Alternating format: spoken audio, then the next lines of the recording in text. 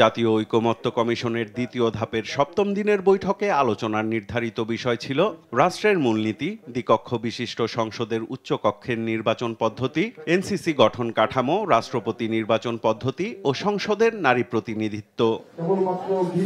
বৈঠকে প্রধানমন্ত্রীর মেয়াদকাল একজন ব্যক্তির জীবদ্দশায় 10 বছর করার প্রস্তাবনায় একমত হয় বিএনপি। তবে নির্বাহী ক্ষমতাকে খর্ব না করতে শর্ত জুড়ে দেন দলটির স্থায়ী কমিটির সদস্য সালাউদ্দিন আহমদ। সাংবিধানিক পদে নিয়োগের জন্য যদি কনস্টিটিউশনাল প্রভিশন রাখতে হয় সেই ক্ষেত্রে আমরা এটাতে একমত না।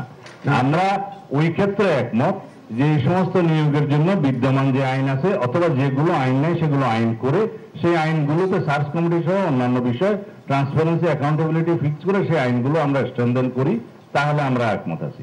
বৈঠকে এনসিসির বিকল্প সাংবিধানিক ও সংবিধিবদ্ধ প্রতিষ্ঠানের নিয়োগ কমিটির পক্ষে অবস্থান তুলে ধরে এনসিপি। সংস্কার কমিশনের পক্ষ থেকে, ঐকমত্য কমিশনের পক্ষ থেকে সাংবিধানিক এবং সংবিধিবদ্ধ প্রতিষ্ঠানগুলো নিয়োগের ব্যাপারে যে আইডিয়ার কথা বলা হয়েছে, আমরা এই আইডিয়ার সঙ্গে একমত।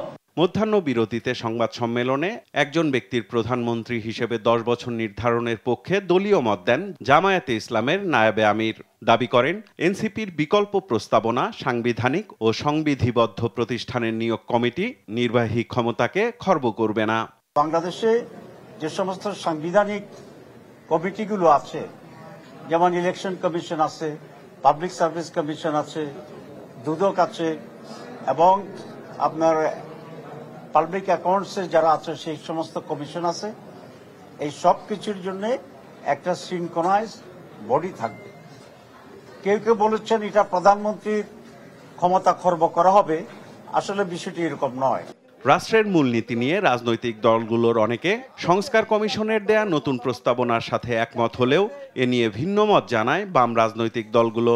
এই মুক্তিযুদ্ধের যে ঐক্যের ভিত্তি ছিল সাম্য, মানবিক মর্যাদা, সামাজিক সুবিচার, এই তিনটি প্রশ্ন, তার সাথে গণতন্ত্র এবং ধর্মীয় স্বাধীনতা, সম্প্রীতি ও পক্ষপাতিত্ব, এই 5টি বিষয় অবশ্যই মূলনীতির মধ্যে থাকতে হবে।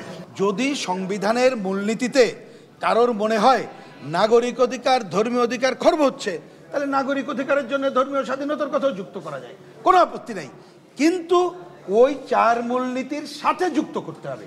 4 মূলনীতি বাদ দিয়ে কোনো কিছু আমরা গ্রহণ করব না। 4টা মূলনীতি ছিল গণতন্ত্র, সমাজতন্ত্র, ধর্মনিরপেক্ষতা এবং জাতীয়তাবাদ।